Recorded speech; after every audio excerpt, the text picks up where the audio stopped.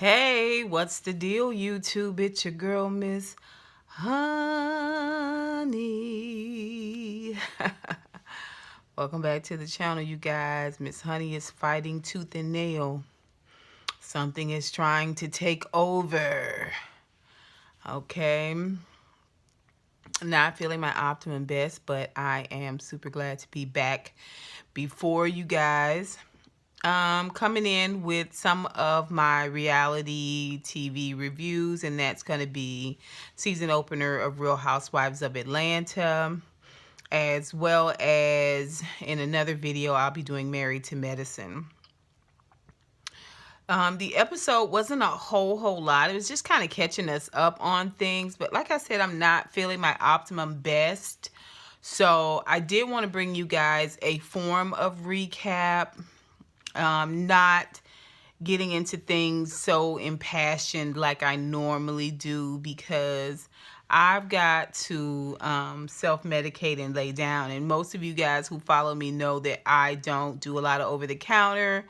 I do a lot of holistic, which it's not as fast as over-the-counter, but it works, and I don't have side effects. So anyway, y'all don't want to hear about all that. Let's talk about Real Housewives of Atlanta. This is the season 12 opener.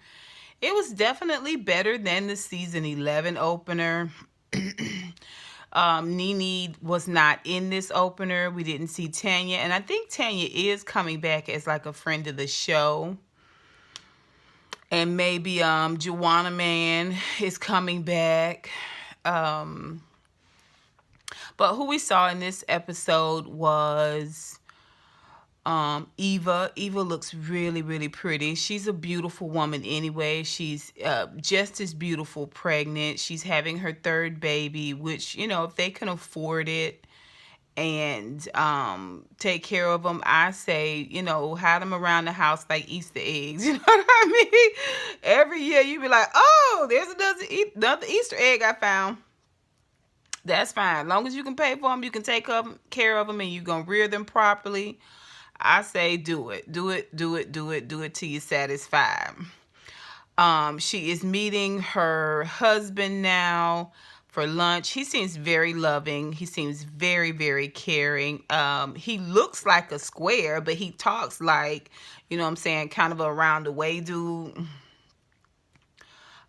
They're looking for their forever home or a permanent home. Up until this point, they had been renting. You know, it was a lot of scuttlebutt at the end of the year about her having money issues and so on and so forth. Well, he's a prominent attorney, so I never really put a lot into that. I believe it is what Eva says, and she's trying to move a certain way because her first child, Marley, who is by... I almost called his name, but that's not gonna be possible with this heaviness I have in my head. But anyway, Kevin McCall, I think this is his name. Well, you know, he's do-do-do-do. You know, like do-do-do-do, like you know what I mean? And he got a certain way about him, and I think she's trying to protect her home and her children and all of that from that type of, you know, pop-up crazy. So they were moving sporadically, but now they're looking for a home that they can settle into. And I'm like, with 3 children, girl, yeah, you need to be somewhere permanent. You need to get some ownership and some paperwork and some deeds and some witness signing and all of this stuff, because something happened to you or your husband. You want to make sure your kids are locked in and safe. Like, it's time for play is over. Like, you move out of the rental phase of your life. Especially as it pertains to a permanent home. Okay, so we get to see Kenya. Kenya is back. I really wanted Kenya back because Kenya added another layer, another bit of texture to the show. Kenya's not ashamed to say what it is she's thinking. It's not always appropriate, but it is moderately entertaining. And I wanted there to be some balance, especially with Nene running amok all of last season. So we get to see Kenya with her baby. I'm not going to get into this baby too heavy because y'all know I don't have children. And so therefore, I don't really see children the way other people see children. Like,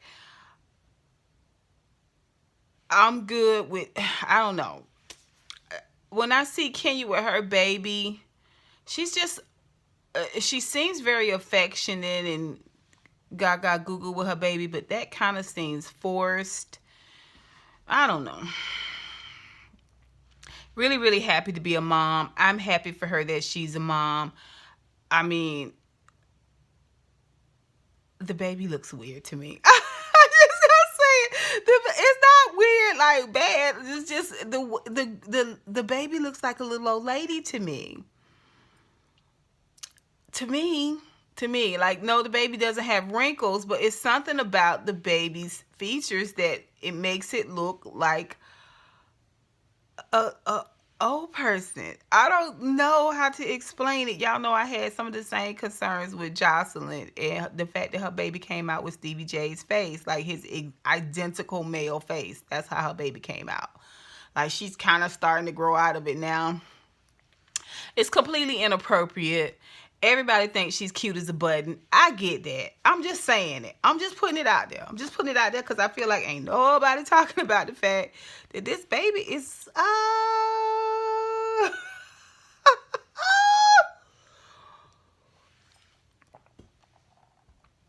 y'all can chastise me for it down below. Anyway, she's super happy. She does address a couple of the things that have been said about her and her husband, Mark Daly, that he's opening multiple businesses and he's super busy. And it's taking a strain on their marriage, her being in Atlanta and him being there. But you don't have to be in Atlanta. You can be with him in New York. You can travel with him. You know, more importantly than the baby and you know, the fact, yeah, surprise, Kenya's a mom and all of that. It's just this, we're back at this really weird place with a man. And we didn't get to see them in this sort of loving place where they dated and he asked her. We got to see this really controlled photo shoot on the beach. That's how we knew she was married. And she kind of sat out this last season, mainly because she was carrying. She was a high-risk pregnancy. I think she's around my age. She might be maybe a year younger than me. Or maybe two. I think she might be 47. I'm 49 this year. So, you know, the relationship seems awkward. Through this whole episode, she's calling him and he's not answering. Or it's playing her out like it's busy. And I'm just like, is this for the show, girl? Or is this your relationship? Like, it just seems like it's difficult for you to get someone to meet you, a partner to meet you at the same level of love that you have or more. And then when they kind of went over the montage, I forgot all about Walter lameness. Of course, you know, Matt, he's nothing but a old Bronco bull child. He just ran through her life and ramshackled the hell out of it. You know, she thought she could ride him on into the sunset, and he kept bucking her off every chance he got. And now you with a dude that doesn't really appear to be as invested in you as you have, you know, we've seen some photo ops, but have we seen them together anywhere? Like laughing and talking and hanging out. I don't know. It's weird. It's a weird situation. And this is true to form when it comes to Kenya. Like, she doesn't ever really have this moment where she's madly in love. Every time she's in a relationship, it does tend to seem forced. We are going to get to see where she has a coming out party or like an introduction party for her daughter, Brooklyn, which I just thought was absolutely ridiculous. I mean, the baby's 7 months old. And so everybody was going to come there to meet the baby and bring their children. The place where they had the party at is not too far from me. As a matter of fact, my beauty supply place is right next door to it. So one of my beauty supply holes. is right next door to it. It's a beautiful, beautiful venue for parties, and they have different rooms and different setups. But we're going to talk about that party. We get to see Kandi. Candy's talking to her surrogate. She did pick the lady from last season. Todd seems like he's copacetic with it. They've talked to their little baby. What's that little baby name? Change, cash, dollar, money, check. I can't think. It's some form of currency. Some form of currency. This little baby, her little baby. He's cute as can be, and his relationship with his dad is cute as can be. Kandi has done a good job with you know, just kind of being open, being honest, and sort of parlaying everything that she brought to Real Housewives of Atlanta. She has, you know, grown it exponentially, and this is another leg of it. Now, last season we did get a chance to see where ooh, it's a little baby daddy long leg child. Get out of here, devil. Get out of here. That's a spider for you all. Those of you who may want to misconstrue that for a cockroach. That is a spider. Anyway, so she's grown it exponentially. Now, last season we saw where Todd had some trepidation about a surrogate, and now she's kind of going through that too, because she doesn't get to feel all of those first things that women feel when they have babies, of which I have no idea, but I imagine it's that connection you have with your child when they're growing in your tummy, you know. So it's a good moment. Cynthia and Mike are in the city a lot more. She says they see each other in the same city a lot more, whether it's here or California. She's saying that she is multi-state. I think she said she bi-coastal or something like that, because she's got Lake Bailey here, and she's staying with Mike. Is up front. I mean, he's right there. He's present. He's a part of the show now. You know, he's kind of like one of the Real House husbands of Atlanta. So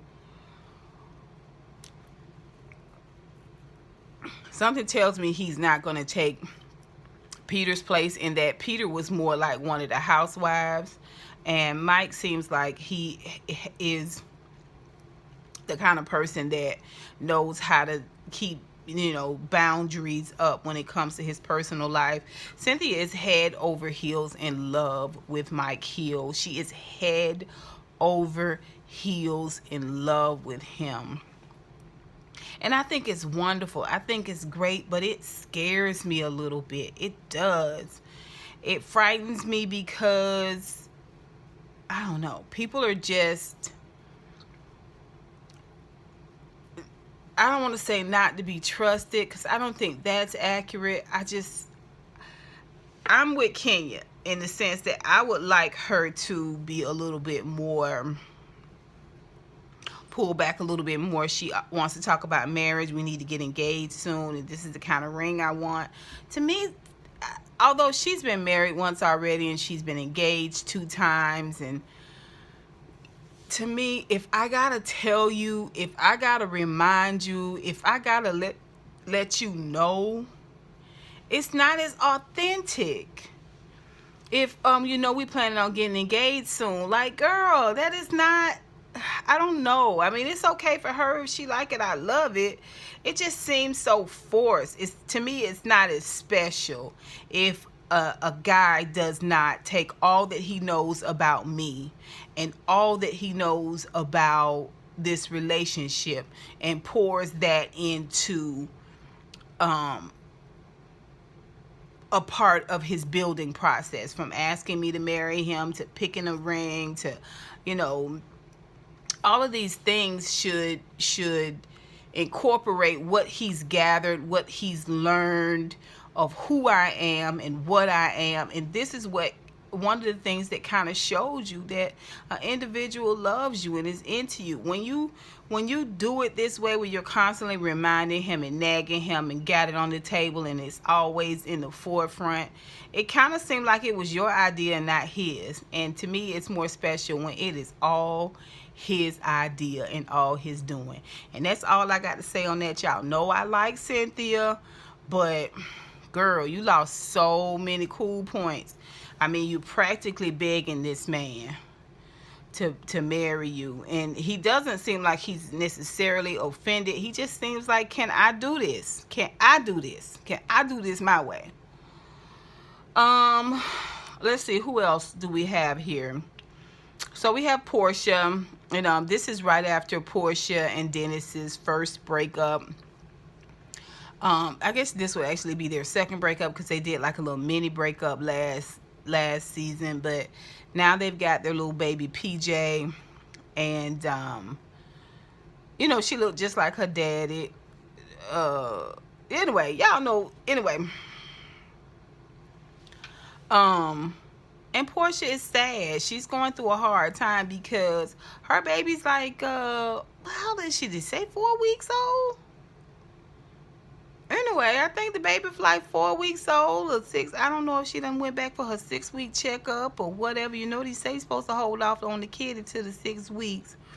Well, she done sat him out because, he did something to hurt her and embarrass her.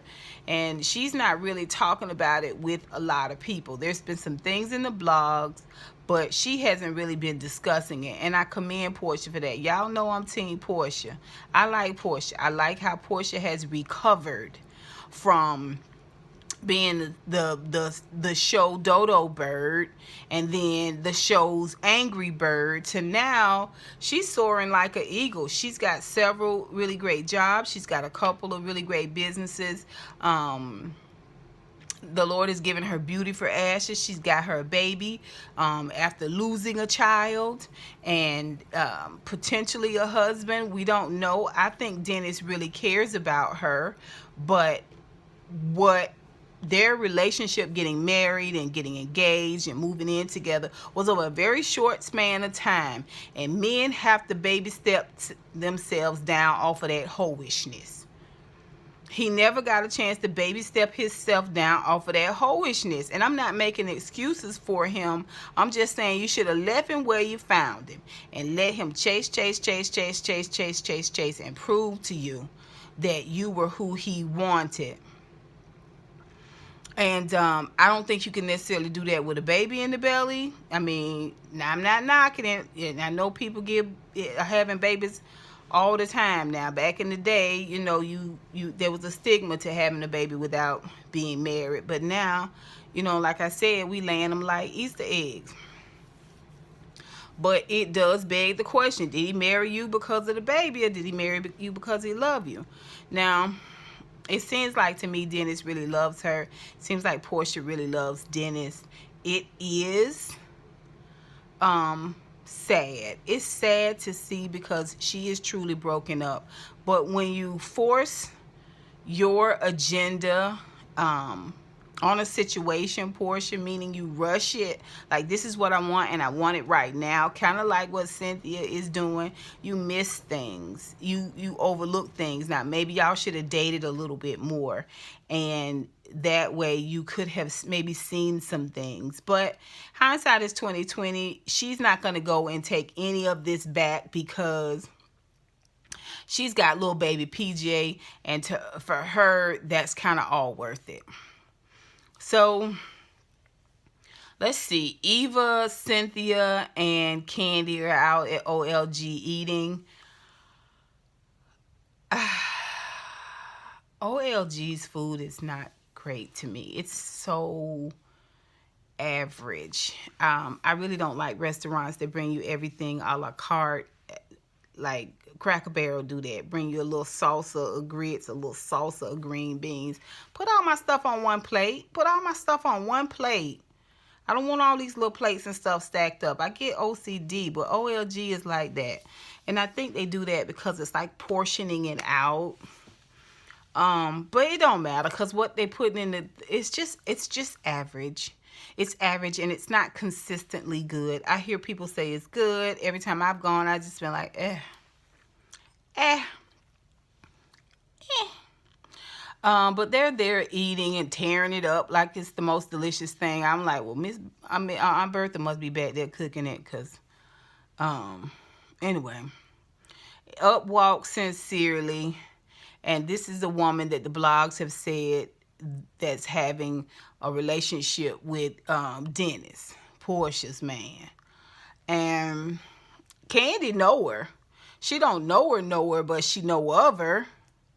And she's just there, happen to be eating, and she walks up and she wants to talk about the situation. I mean, she's being respectful, and she kind of seems like she's being humble about the situation.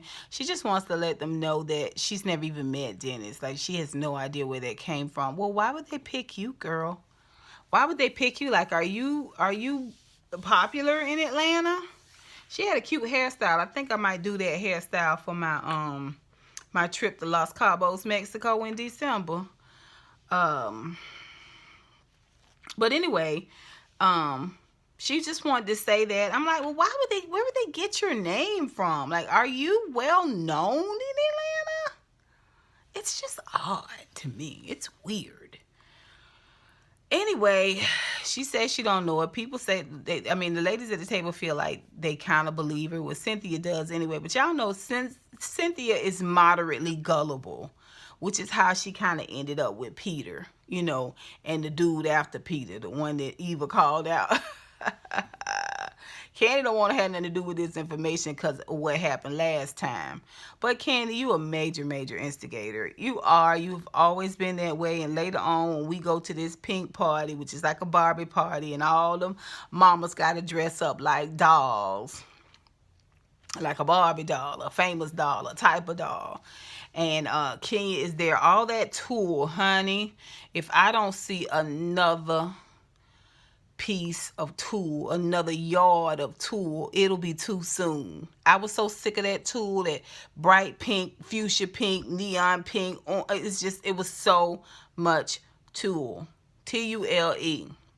That's that kind of netty fabric that be up under tutus and make them stick out. It's like crinoline. It's stiff kind of.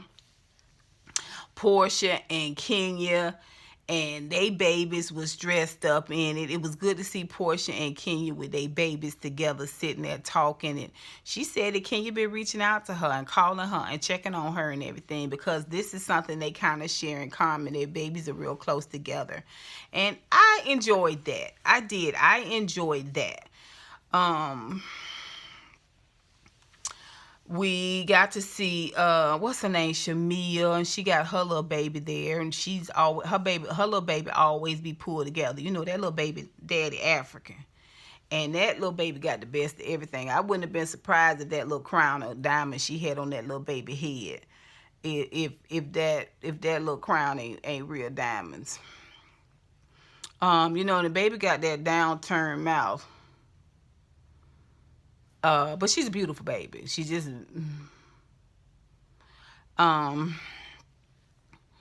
anyway, so it's good to see Shamia. I think Eva came as like aerobic Barbie or active Barbie. I didn't understand those shades. What is her name? My medicine is kicking in now. Cynthia came as wedding Barbie, thirsty wedding Barbie, which, okay, I would not have worn that dress. I would not have worn that dress and taken a picture in that dress. Like, your day, I don't know. It's not going to be special for me. I hope it's special for you. You kind of wanted to welcome out with this whole wedding situation. I can't remember what Barbie Porsha was. I can't remember the other ladies, but anyway, everybody had on these glamorous type Barbie except for Kandi. Y'all know Kandi always kind of fall just a little short. She's not always just something about Kandi that's always falls just a little bit. Marshalls. She's just, and I love Marshalls. It's just something about her that seems like, let me go down here to Ross and pull together me a Barbie outfit. And that's what it looked like. I don't know what Barbie she was supposed to be, like rock and roll Barbie or what. But, you know, she had on them pink, kind of shiny stretch. They look like biker shorts we used to have in the day. So maybe she was 80s Barbie or something like that. Or aerobic Barbie. She had on those, and you know she got a real tight thighs. Her thighs are real tight together. So when she walked, they don't never really separate. And so with them old shiny biker shorts on, I was just like, why do we do these things? Why, Kandi? She was my least favorite dressed. Anyway, so let's see. We see where Porsha asks Eva about, you know, why she didn't bring her kids. And she said, well, she didn't know what the energy was going to be like there. And so she decided not to bring her kids. When the truth of the matter is, she probably didn't bring her kids because she was trying to take a break from her children. Because in each one of these scenes at this party, I see where she had a whole plate of food. And I promise you, she probably can't eat a whole plate of food by herself. Is she any kind of mama like my mama? We used to beg. Ooh, we used to beg the chicken off the fork, baby. To beg the chicken off the fork, baby. She said it's because she didn't know what the energy was going to be like and all of that. And Cynthia was really just saying she understood what she was saying. She was kind of trying to speak for Eva, too. Like, she felt like Porsha was kind of coming for her a little bit. But she was also trying to understand at the same time, be understanding at the same time. Well, Porsha went back and told Kenya that, well, Kenya had got some tea of her own because Kandi is the one that kind of brought up. Well, Eva said, we do have to have a conversation with someone, but we're not going to do it right here. We're not going to do it right now. And so Kandi was like, yeah, well, I'm not going to say anything. I'm not going to say anything because I don't want to be brought into it. But I'm like, Kandi, you know, like I know that you are in charge of keeping all of this mess going.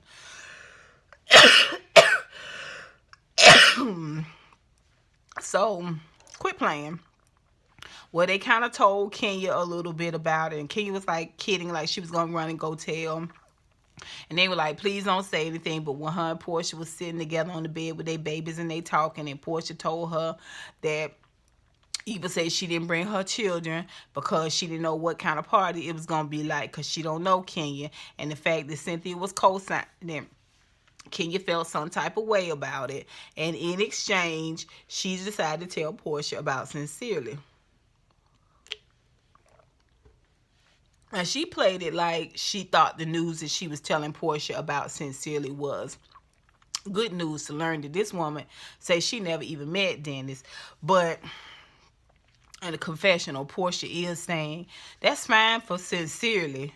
That's fine for her. But the woman that she talking about is not Sincerely. It's a completely different woman. So she still got an issue on the table. I'm proud of Porsha for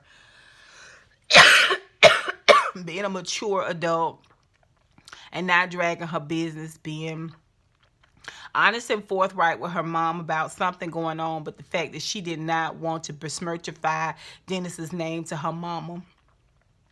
And her sister, who she's very close with, she just decided, I want to deal with this on my own. I will tell you how I'm feeling, but I will not tell you the circumstances surrounding that. I commend her for that.